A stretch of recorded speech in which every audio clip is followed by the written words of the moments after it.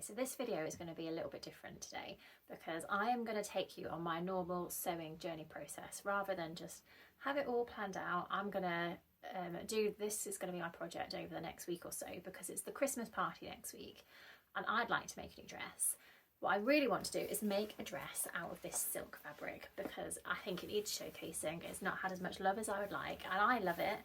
It's from a Japanese collection by the Craft Cotton Company. It's the first time they've done silk. It's a faux silk, it's not real, but it is gorgeous quality and I think it needs to be sewn up to be fully appreciated. So this is the fabric that I would like to use and I will show you the patterns that I have got in mind. This is just how my thought process is going and I don't know which one to pick yet, but hopefully I will come to a decision by the end of today.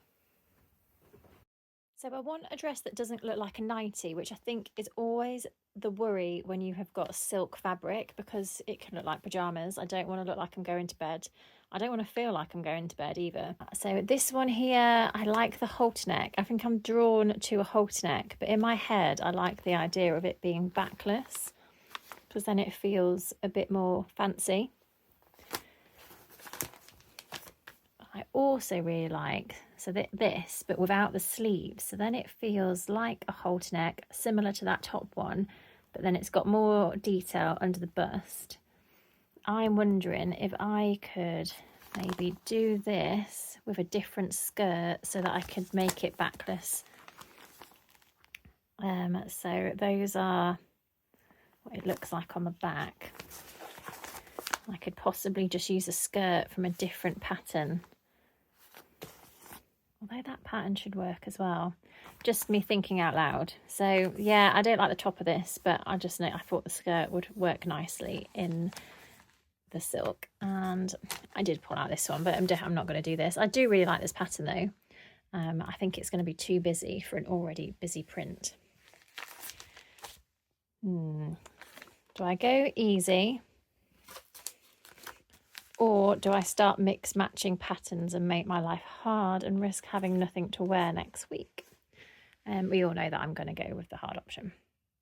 Okay, so I thought before I cut into like my nice fabric, I will delve into the deepest depths of my stash and find something really similar. And I found this and I thought I'll do some practice draping to see if I can make it work, if what is in my head might work in real life. And now I'm going to need two dresses. Let me show you.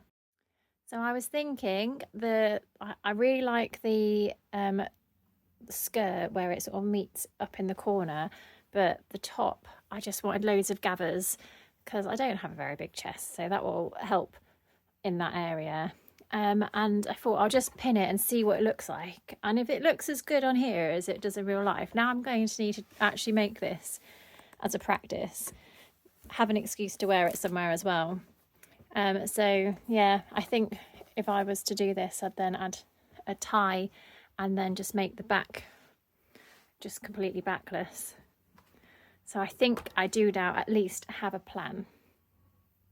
Okay, so I think I've got a little bit of a plan. I'm going to go with this pattern because I really like the skirt. I like the way that it adds a bit of shape around the bust. So I am going to make the black leopard print dress using that skirt, and I'm going to try and just drape the top half and see if it works. And then I think if I like the skirt and the skirt works, because I want to try and do it backless as well, and if I can get it to sit backless, then I'll probably still just do the top half of this but without the sleeves. So that is my pattern. I've measured, and obviously I fall anywhere between a 10 and an 18 depending on my measurement, like what part of my body I'm measuring. So I'm going to go with a 12 because I find somewhere in the middle usually is okay, and I'll just have to adjust it once it's on. Now when it comes to cutting out patterns, I always just cut straight into the pattern. I used to spend loads of time tracing it off, just in case my size ever fluctuated or I ever made the dress for somebody else, but I don't tend to fluctuate and I don't plan on making dresses for other people anymore, so don't waste time. Life is too short, just cut into the pattern.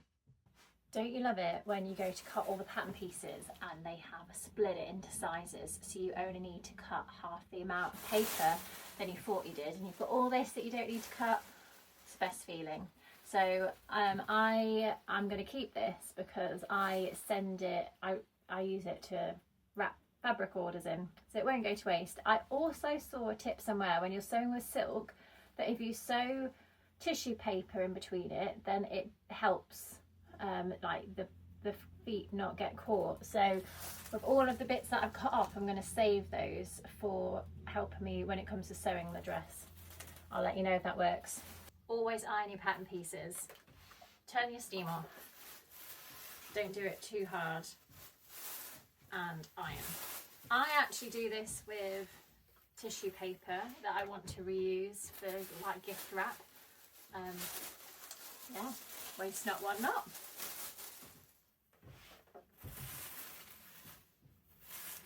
Oh, it's so much more satisfying to lay out a pattern when it's been ironed. And that few millimetres can sometimes make all the difference. I always do my cutting out in the kitchen because it's the biggest space that I've got, and because it's heated this time of year and it's the best place to sit. I also find when it's heated, fabric sticks better. I don't know, hopefully this video you'll be able to see what I mean. It does mean I need to do a bit of like housework first. So this has been drying in here overnight. It's washed really well. Did a pre-wash first, and both of them actually haven't had much fraying at all. I haven't measured it again to see if there's been any shrinkage, but I don't think there would have been much. I'm not even going to iron this because it's just not creased at all. I never fold it in half exactly. Like when I never ever pay attention to the layout on a pattern. You know, when it says you should cut it out like this. Yeah, I never do that. So what I tend to do is just fold it the amount that it needs to be. So I'm going to fold that a little bit more because I'm actually going to lengthen this and make it full length, which I've worked out as another 17 centimetres. So let's do it to about here.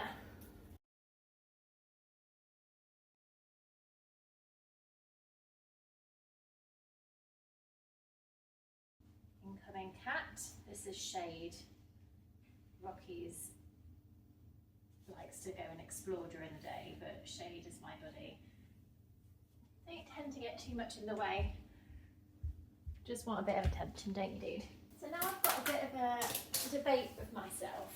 So I'm going to lengthen it, and I've worked out it needs to be like 17 inches, so that's quite a lot. Do I do that at the line where it tells you to, or do I just gradiate out a little bit from the edge? Because I might do a bit of both. That's what I'm going to do. So I am going to cut this in half here. If you do this, make sure you write the number on this piece here. So I'll write 5B on this piece, because when I put it back in the pattern, I'm never going to remember that.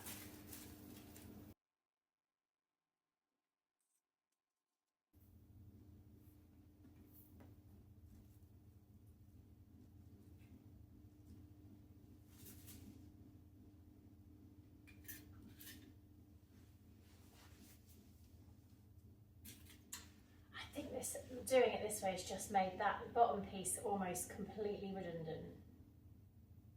But at least I know, I don't even know. Winging it. It was mainly this shape here that I wanted to use the skirt pattern for. I'd so much rather make it longer than it needs to be. And shorter. Something more glamorous about a long dress. So another thing that I often do that is probably not a standard is I'll cut one pattern piece at a time. I know that there's going to be enough for another skirt here, but it means I can make the most of the fabric and move it around my space a bit easier without moving and patterns and pins falling out and stuff. So yeah, don't learn too many bad habits from me. If you don't have much fabric to work with, that's not a great idea, because you don't want to have cut it and then have nowhere to go. The other thing, when you cut a pattern like this, if you're lengthening or shortening, you need to just say to yourself out loud that that's not a cutting line. It's not a cutting line. Don't cut that line, because it's really tempting. In fact, I think I might just put this here, just to remind me. I'm also going to get some better scissors because these are rubbish. That's better.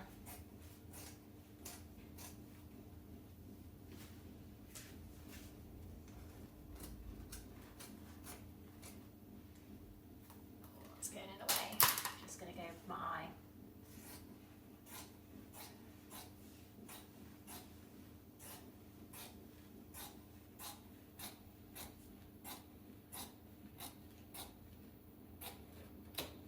Well, let's hope that that works.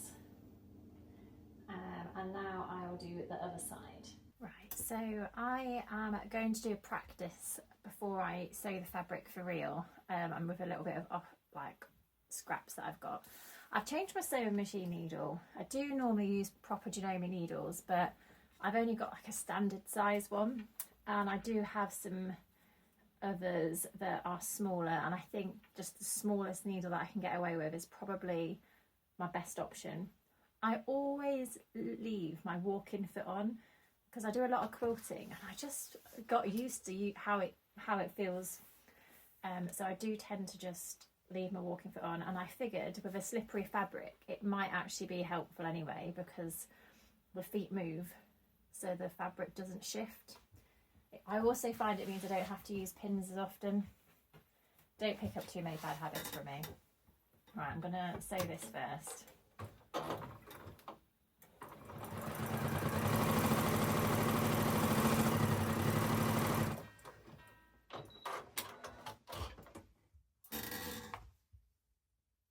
That's sewn really nicely. I don't see any need to use tissue paper or anything like I saw a tip for. So I'll get sewing. Okay, I've sewn my skirt. I decided that I would leave an opening on the side for a zip rather than the back, because I do want it to be backless, and I just don't want the top of the zip showing in the middle of my back, because I don't think I'll be able to perfect it. Just need to see how it drapes.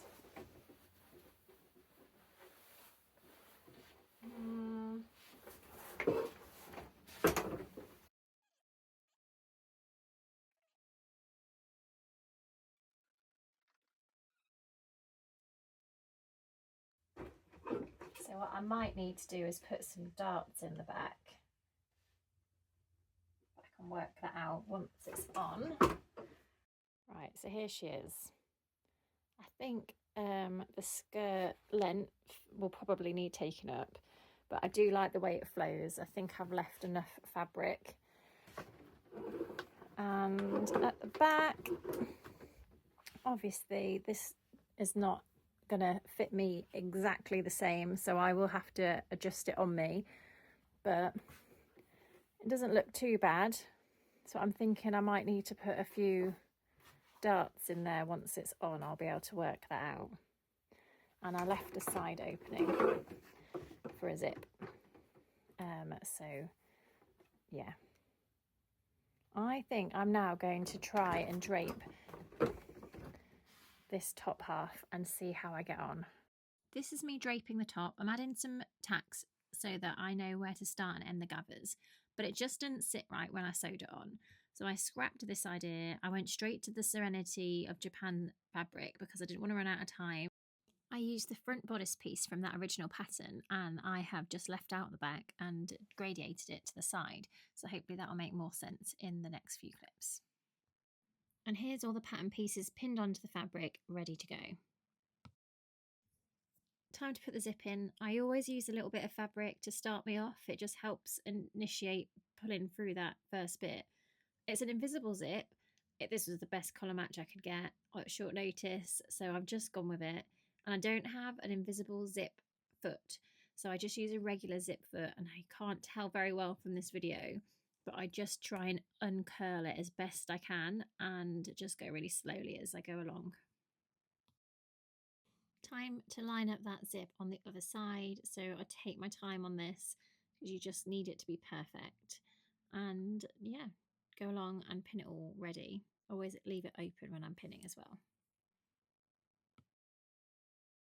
I decided to use the rolled hemmed foot to do the side of the bodice. I did end up having to take this in again, and this fabric was an absolute nightmare to crease, so I had to just basically do it by hand, but it worked out okay in the end. You know how I said it's really impossible to iron and to crease? Well, this is me trying to make some binding for the neck, and I put it through my binding gadgety thing, and it just didn't stick, but it did enough for me to be able to add the binding. I used the binding for the neckties, but I also used it to hide the raw edge of the back panel, and it's worked out really well. So I've sewed it right sides together and then folded it completely to the back.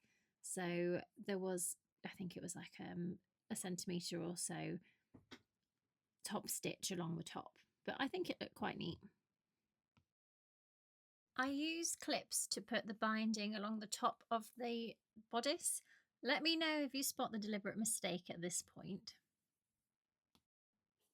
I clipped the ties to a certain extent, but mainly I just took my time as I was sewing it because it was really fiddly and the clips ended up being quite heavy and clumsy. Okay, so here is where I'm up to. I've just made a major error, but I thought I'd come and show you what that error was.